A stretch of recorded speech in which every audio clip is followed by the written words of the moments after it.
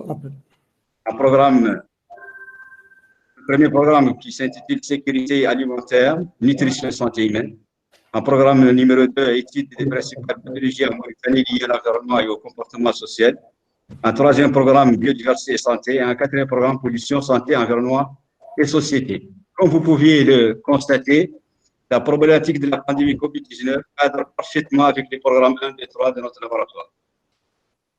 C'est là que l'université INA, à travers son laboratoire L2S, a pris l'initiative de contribuer à la sensibilisation de notre société sur les effets néfastes de la propagation de ces virus, sur la vie de nos populations et sur l'état de la recherche de vaccins contre celui-ci. Le Covid qui a fait énormément de victimes par le monde, qui sont à mon avis de deux types.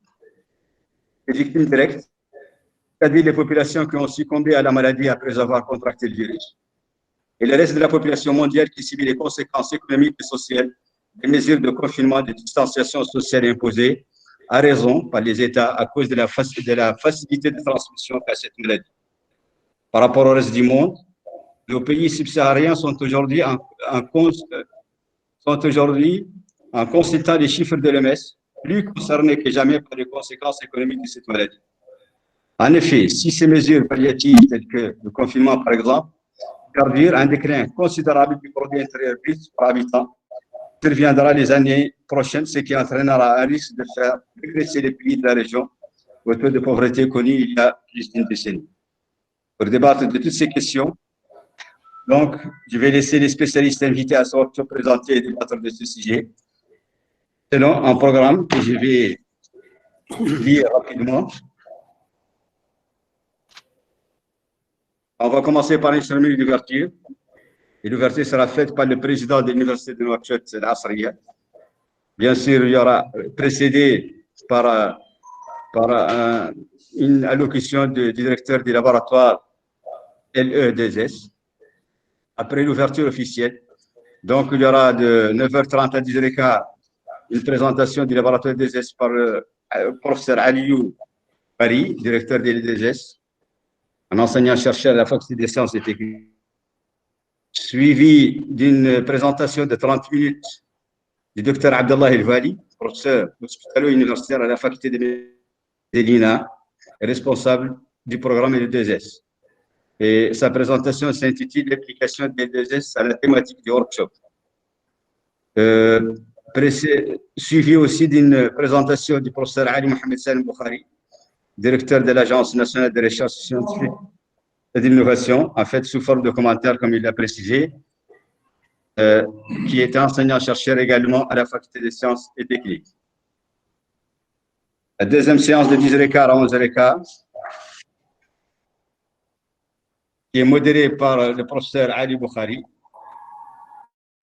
présence de l'IHI de Marseille dans la région, ça c'est un intervenant extérieur, donc un intervenant, M. Philippe Parola, qui est le chef du service d'hospitalisation post-urgence et des maladies infectieuses aiguës de l'Institut hospitalo-universitaire IHI Méditerranée Infection, Marseille, qui est directeur de l'unité donc UMR 257 de l'IRD. Vecteur infection tropicale et méditerranéenne, ex-Marseille, Université de Marseille, en France. Et sa présentation, donc, en fait, dans la gestion de la pandémie du Covid-19. 10h15, donc c'est une présentation de 40 minutes, suivie d'une discussion de 20 minutes, donc pour l'assistance, à distance, bien sûr. De 11h15 à 12h15, une présentation de M. Koumba Kantouré, qui est professeur titulaire de microbiologie, recteur université Sine Saloum El Haj Ibrahim Agnès de Dakar, laboratoire de bactériologie et virologie CHNI de l'El-Jam de Dakar au Sénégal. La présentation de l'expérience du Sénégal dans la gestion de la pandémie du Covid-19. Elle va durer 40 minutes, suivie de discussions de 20 minutes.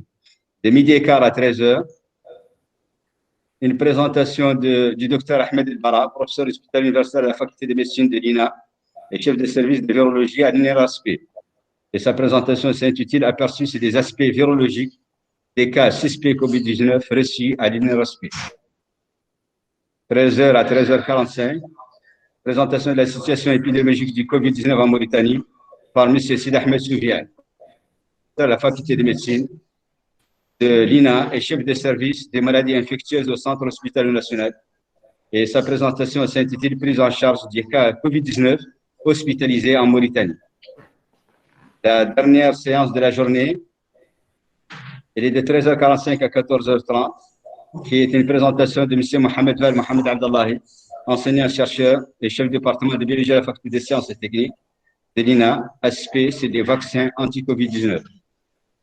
Bien sûr, il y a une deuxième journée qui est celle de demain, mardi 19, qui commence de 9h à 9h, présentation du docteur Sidi Zahar, qui s'intitule Covid-19 en Mauritanie, prévention et surveillance.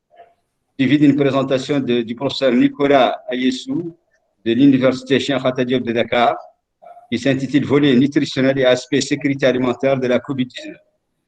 Ensuite, une troisième présentation est une présentation internationale de sécurité alimentaire du professeur Franck Galtier, qui CIRAD, Covid-19 et sécurité alimentaire.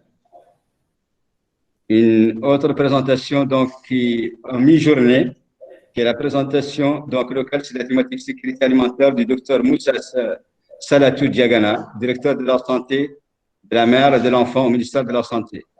La présentation s'intitule Volet nutritionnel et aspect sécurité alimentaire de la Covid-19 en Mauritanie. L'avant-dernière séance de la journée de demain, l'aspect impact socio-économique, présenté par Dr Saadou Reguet, qui est un enseignant-chercheur de la faculté des sciences juridiques et économiques de l'Université de Nouakchott, Al-Asriya, et responsable de l'unité de recherche du laboratoire LEDZ. Et du docteur Ousmane Ouagé, enseignant-chercheur à la faculté des lettres des sciences humaines, responsable du programme LEDZ. La dernière donc, présentation par une synthèse, bien sûr, totale, globale des 2 journées sur ce workshop international sur le Covid-19. Sans plus tarder, je donne donc la parole au directeur du laboratoire Environnement, Santé et Société pour faire sa présentation. Monsieur Barry Aliou.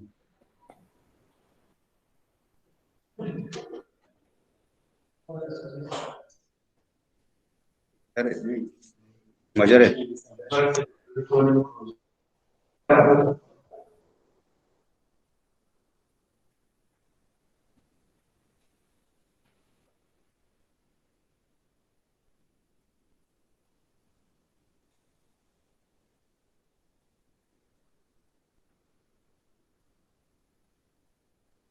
Mets ton micro.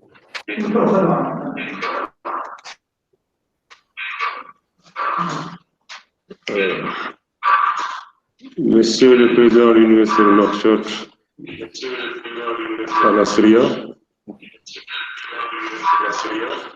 Monsieur le Vice-président, chargé de la recherche, Mesdames et Messieurs les conférenciers, chers collègues participants et organisateurs du workshop, c'est par un réel plaisir et une immense satisfaction que j'exprime à l'endroit de tous d'avoir bien voulu honorer votre présence à ce colloque international organisé par le laboratoire Environnement, Santé et Société de l'Université de Al-Asriya.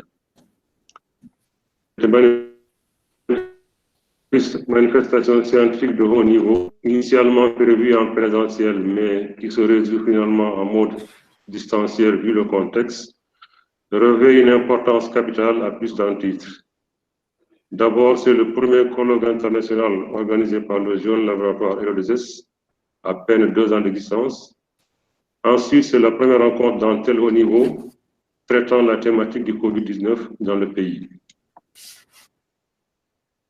Les conférences débats qui seront animées par d'éminents experts et épidémies et les échanges entre chercheurs de différents horizons permettront à coup sûr de mieux cerner et de comprendre davantage cette pandémie planétaire dans tous ses états et aspects. Au nom donc de tout le personnel du laboratoire et du comité d'organisation de la manifestation, j'adresse mes vifs remerciements à tous les participants, plus spécialement aux conférenciers, pour leur participation disponibles aux époques, malgré leur engagement énorme dans un contexte particulier. Je vous remercie. J'invite le président de l'Université de Nouakchott à prononcer son allocution et à ouvrir officiellement le workshop qui s'intitule Workshop international sur le Covid-19. Monsieur le Président. Bismillah ar-Rahman ar-Rahim, wa sallallahu ala nabiyyi al-Karim. Permettez-moi d'abord de remercier la coopération française à travers l'ambassade de France à Nouakchott. En effet, depuis septembre 2018, l'Université de Nouakchott Al-Asriya bénéficie de la part des services de coopération et d'action culturelle de l'ambassade de France de Nouakchott, le SCAC, d'un financement destiné à accompagner la restructuration de la recherche au niveau de l'Université de Nouakchott Al-Asriya.